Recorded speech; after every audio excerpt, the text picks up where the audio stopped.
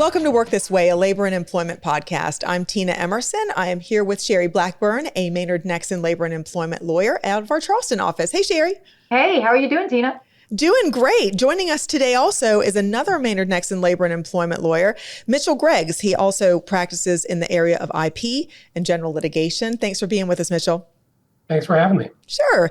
Well, 2024 was a very busy year regarding regulations surrounding covenants not to compete, which are often referred to as restrictive covenants. Can you start us off by explaining what distinguishes a covenant not to compete from other restricted covenants? Absolutely. Well, so a covenant not to compete, we often talk about non-competes generally, and we often have clients who talk about non-competes generally, but really when it comes down to it, there are several different options on the menu that fall under the umbrella of restrictive covenants for employment generally. And so a non-compete is one particular variety of those options that deals particularly with the employee's ability to be employed with another employer post-employment. Other options include a non-solicit of customers or a non-solicit of employees. And then sometimes we also lump in the idea of confidentiality agreements, return of property agreements, invention assignment agreements.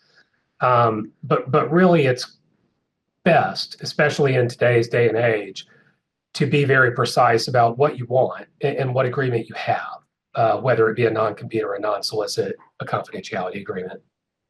Mitchell, let me ask you a question. When you were talking about non-compete, the Federal Trade Commission issued the final rule in the spring of last year that banned all non-competes, and before it created a lot of stir, among companies before anything happened with it. Later on in the fall, Texas federal court, basically vacated it nationwide, blocking it from going into effect.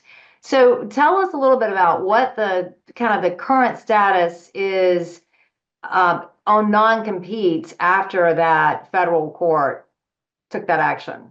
Yeah, so it's funny. I think the best way to think of it is that the rumors of the demise of non-competes are greatly exaggerated. They are now, and they were then as well. The FTC definitely was taking a very aggressive stance in seeking to impose a very broad rule that would have been just, a huge sea change in multiple states' laws. But what's important to remember, despite the press coverage and even despite some of the legal press coverage, that rule never went into effect. Before the effective date of that rule, it was enjoined.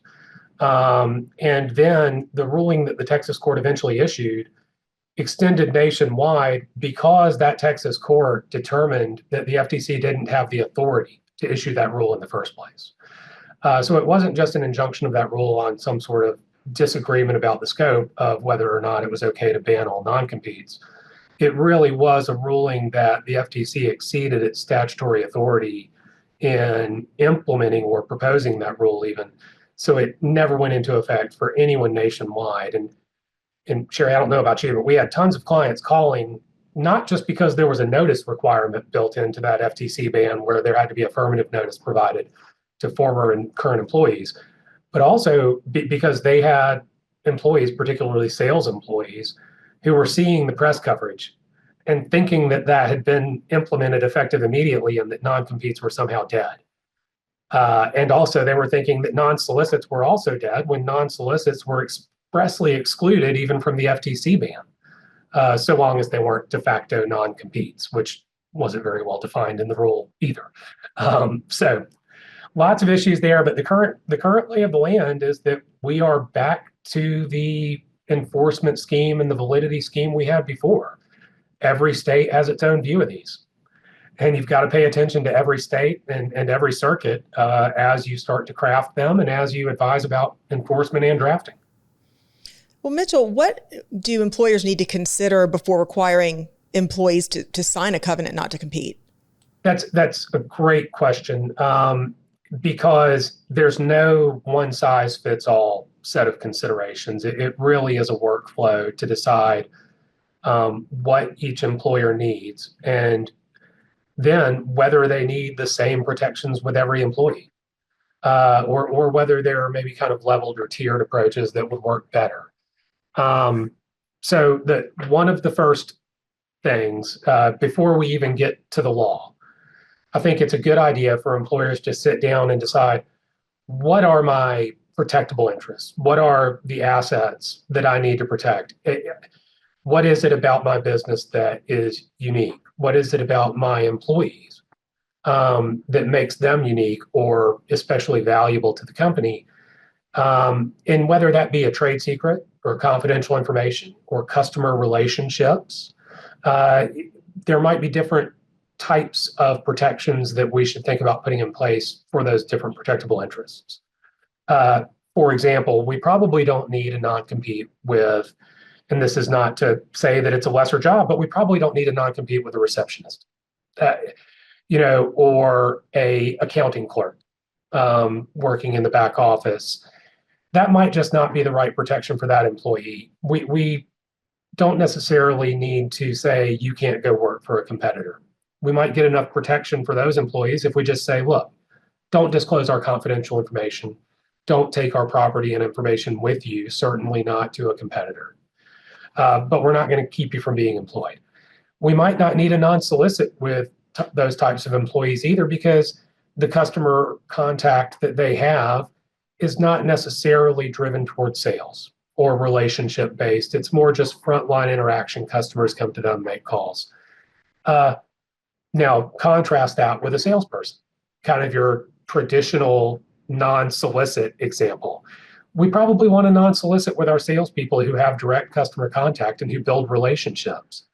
And we want to discuss with those salespeople as they come in the door, hey, we're going to give you the tools and the resources that you need to go build a book of business or to solidify the book of business you have. And in exchange for that, we want a little bit of time at the end of your employment to go out and shore up those relationships once you're gone without you calling on them. Because it sounds really draconian to say a salesperson who builds these relationships can't call in a customer that they've been servicing. But the point of a non-solicit really is for the company to have an opportunity to go back out to those customers and say, hey, look, we know you've been dealing with Joan, or we know you've been dealing with John, but we were providing the value to you, not them. And we can put another salesperson in that same role, and they can provide you the same level of service that Joan or John did. That might not be the case for some industries. That might not be the case for example, we see in the insurance industry a lot of times, rather than have a non-solicit, producers and insurance companies will negotiate how much the producer is going to pay for the book of business if they leave. That's another option that's not necessarily a non-solicit, but has some value. And then going back to kind of the larger framework, then we've got those higher level positions, planning positions, strategic positions, C-suite level positions, management level positions, where a non-compete might make sense. If they walked out the door, if they walked to a competitor, just based on what they know by virtue of doing their job, they could do some real harm to the company, whether it be future plans, existing contracts, existing weaknesses. Those are the jobs where it might make the most sense for us to implement non-competes. I have a quick follow-up question for that, Mitchell. As the non-lawyer on the podcast, I just want to ask this to both of you, actually. How do you discern whether there is a violation of a restrictive covenant if a client, let's say a salesperson, their client decided to go with them or work with that person? At what point does the restrictive covenant come into play and where the employer would decide that there's been some violation of it? It's a really difficult question, but we always first look to the language of the agreement itself. And then we look to whether or not the law, the applicable law of the state of employment or the forum selection and governing law provision allows for the scope of the agreement that's drafted. Some employers choose to draft an agreement that says you agree, you former employee agree not to solicit customers of the company. Some employers draft it in a way that says you former employee agree not to solicit customers of the company with whom you had material business contact. Some in other states choose to draft it in more of a expansive form that says you, former employee, will not solicit or accept business from any customers of the company or any customers with whom you had material business contact. And some states don't have a very developed universe of law about whether or not you can prohibit the acceptance of incoming calls from former customers, or whether you can prohibit the solicitation of customers with whom you didn't have contact, with whom the employee didn't have contact. But some states are very clear on that. And so you just have to watch out state by state whether the agreement as drafted complies with what the state will allow. And that goes into the enforcement decision. If it's drafted to be a broad one size fits all, that may lead to more difficult enforcement considerations as someone goes out and actually tests the boundaries of the agreement. Yeah. And I can't emphasize, I totally agree with that, Mitchell. I think sometimes we see companies that have contracts they've pulled from one place or another that is kind of meant to be a one size fits all, and it just doesn't work because in some states, you will, even if the contract says that a different state law is going to apply, and maybe that works in that other state, wherever it might be, if you're trying to enforce it in another state before another, state court judge, state or federal court judge, if it's against the public policy of the state you're in, it's not going to be enforced. So we see a lot where companies really need to consider exactly what the state law is, where they are going to try to enforce it, but also where the employee is located.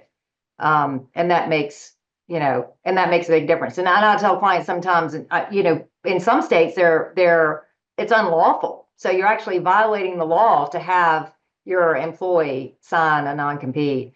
Let me ask you this. Do you find that because I've seen a lot of situations where it seems like if a company has a non-solicitation of customers, that really satisfies what they need as opposed to a geographical, will not compete within a certain area?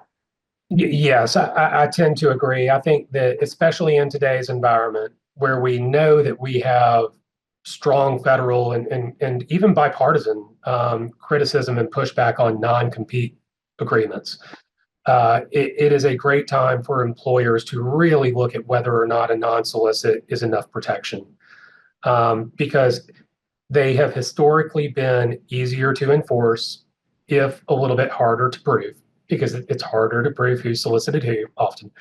But judges in all states and all districts where these are allowed tend to view non-solicits more favorably, so long as they're not overly broad as well. And it always just puts the enforcing party in a better position if they are able to say, we're not trying to stop this person from working where they want to. We're just trying to say, give us a chance to shore up these relationships after you're gone. Don't use the benefit of this very fresh knowledge that you have to go unfairly compete with us. Now, that's not always the case. I mean, sometimes having a key salesperson go across the street, you may need a non-compete.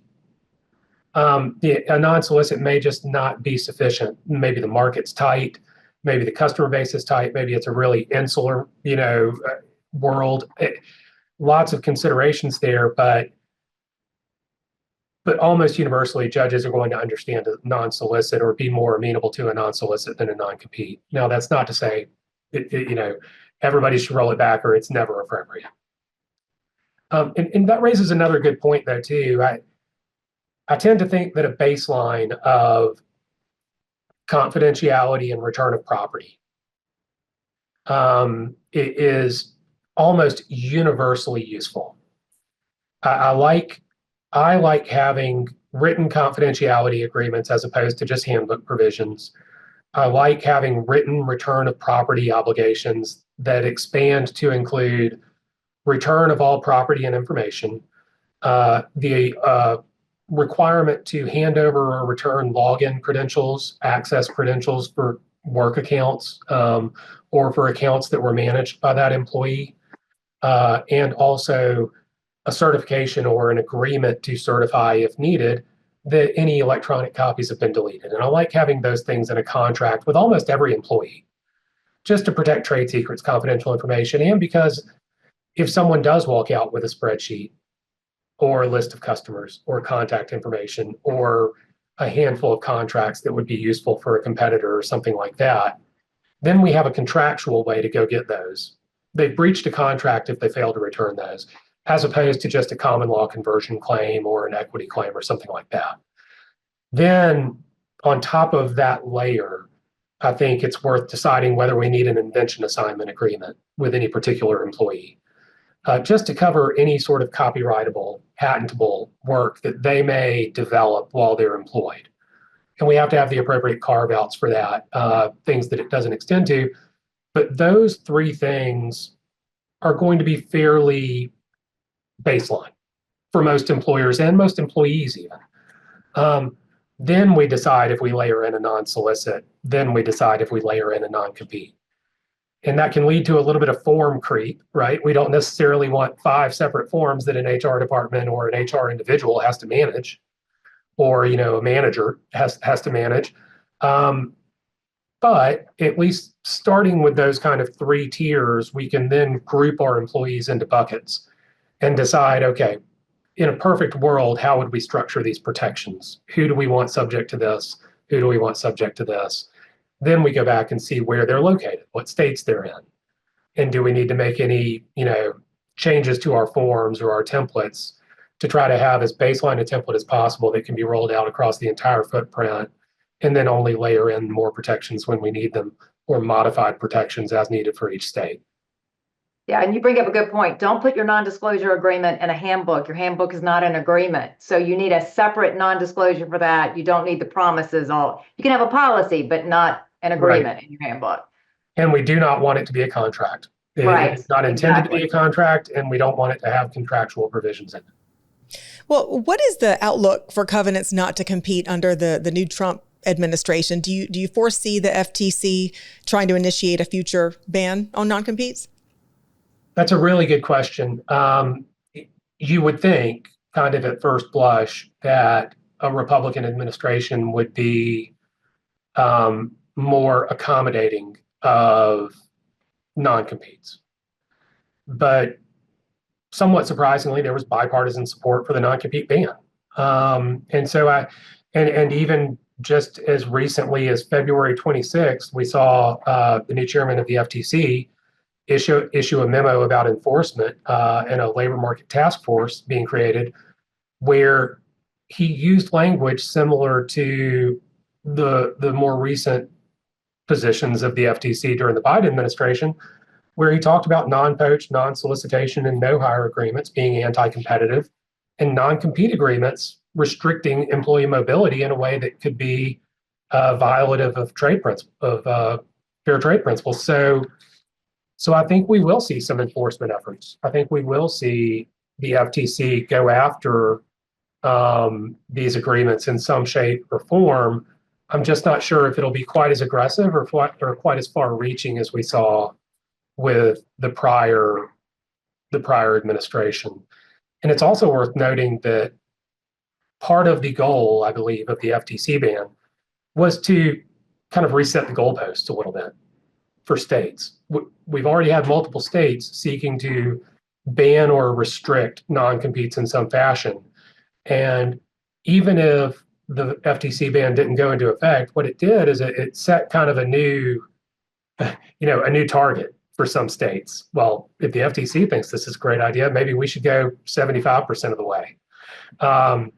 And we see states like Ohio and New York. New York now, several years in a row, has had a very broad, even broader than California, proposal to restrict non-competes. And we see Ohio implementing or trying to implement similar non-compete bans. We've seen Colorado recently be very aggressive in restricting non-competes. I think Indiana as well. It's so there's a real trend amongst the states, even if no matter what the FTC does. Great. Well, thank you, Mitchell and Cherie, for your insight on this. Certainly, there's no one size fits all when it comes to restrictive covenants. Thank you for teaching us that. So thank you so much for being with us today, and we will see you next time on Work This Way.